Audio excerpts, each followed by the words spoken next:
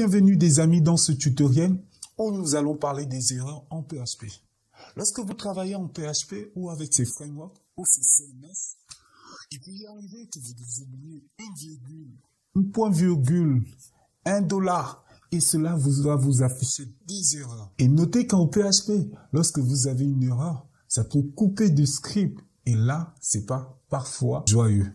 Mais en sortant de ce mini tutoriel, je crois que vous allez vous amuser avec ces erreurs. Donc, sans plus tarder, vous allez ouvrir votre éditeur de code. Je suis sur une plateforme en ligne, 3v4l.org, où nous allons faire des tests.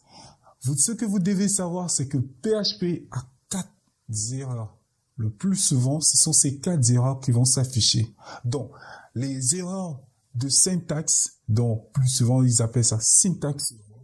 Et il y a des erreurs fatales, donc fatal error, ou des erreurs d'avertissement, erreurs de notification.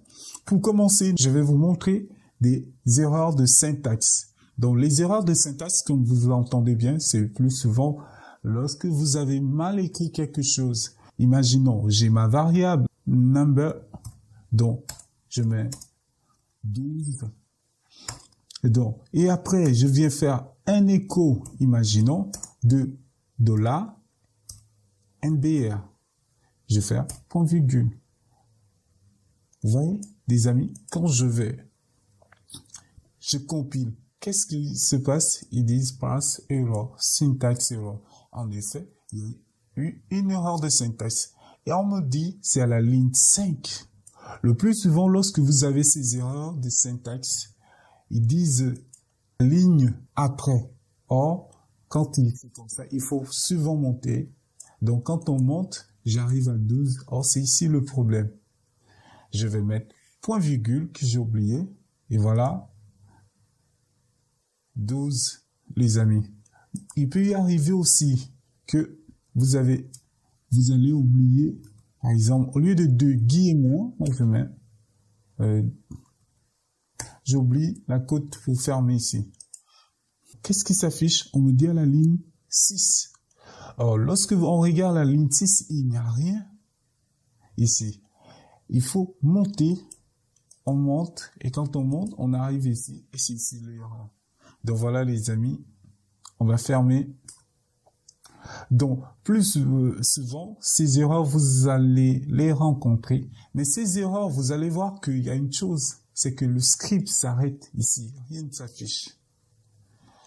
Si c'est bon, tout est bon. Voilà les amis. Et c'est vraiment fabuleux comme ça. Donc, cette erreur, je pense que c'est clair pour vous. Déjà, nous allons maintenant parler de fatal error. Je viens ici. Regardons cet exemple que je nous ai préparé.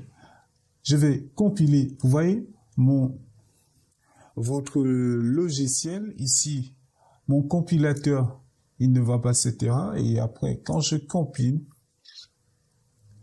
vous voyez, ils me disent fatal error.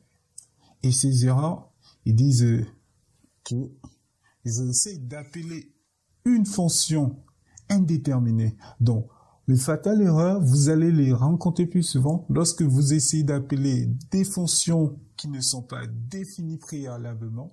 Regardons, j'appelle personne. Or, c'est une fonction qui n'est pas définie. Et là, il me renvoie l'erreur 7, la ligne 7. Et vous allez constater une chose, c'est que lorsque j'ai cette erreur, mon script s'arrête. Rien ne s'exécute. Pour mieux voir, je vais couper ça. Notre écho, et vous allez voir comment je compile. Vous voyez ici, il affiche salut de la fonction qui est au-dessus, parce qu'ici j'appelle cette fonction, mais ici j'essaie d'appeler une fonction qui n'existe pas, et voilà l'erreur fatale. Donc voilà les amis, plus souvent lorsque vous allez rencontrer cette erreur fatale, sachez que c'est dû à une fonction que vous n'avez pas déclaré préalablement. Donc, je pense que c'est clair.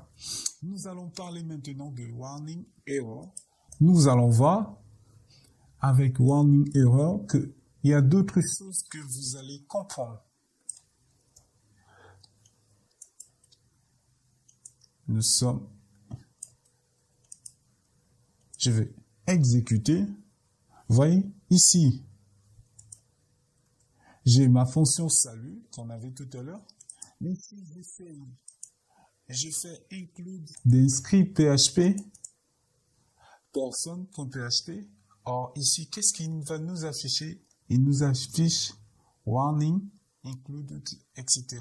Là, il ne retrouve pas le fichier. Et plus souvent,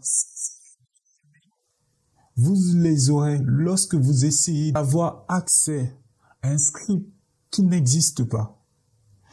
Donc, les amis, il faut vraiment beaucoup faire attention avec cela. Donc, voilà un peu des amis. Et après, nous avons la dernière erreur qui est, selon moi, aussi importante. Déjà, si vous regardez aussi, il y a une chose que peut-être que vous n'avez pas remarqué, que ici, j'appelle la fonction, ici, je l'appelle après l'erreur, elle s'affiche. Donc, les erreurs de warning ne vont pas arrêter le script. Et après, nous allons parler de la dernière, qui est les erreurs de notification. Ok, moi je vais écrire une variable qu'on appelle good. Donc la variable good, on va mettre OK. Non, on va jeter nos emojis.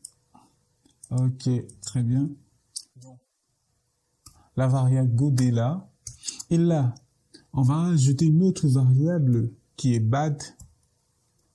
Donc pour moi, ici, on va faire un écho de $bad. Vous allez voir l'erreur qu'on aura. Regardons, là c'est en PHP 7, en PHP 8, tant pour moi. Mais en PHP 7, voilà ce qui nous affiche. Notify. Pour ceux qui ont du PHP 8, ils auront du warning. Mais ceux qui ont du PHP 7, ils auront Notify comme erreur. Et voilà. Et ces erreurs sont souvent dues à quoi? Ces erreurs sont souvent dues aux variables qu'on essaye d'appeler, mais qui n'existent pas. Donc voilà les amis. Et c'est à vous vraiment de veiller à cela. Et là, je vous assure que c'est vraiment lorsque vous connaissez ces différentes erreurs. Ça va vous aider à aller plus vite. Et merci encore pour votre attention. Et on se retrouve la prochaine fois pour un prochain tutoriel. Ciao.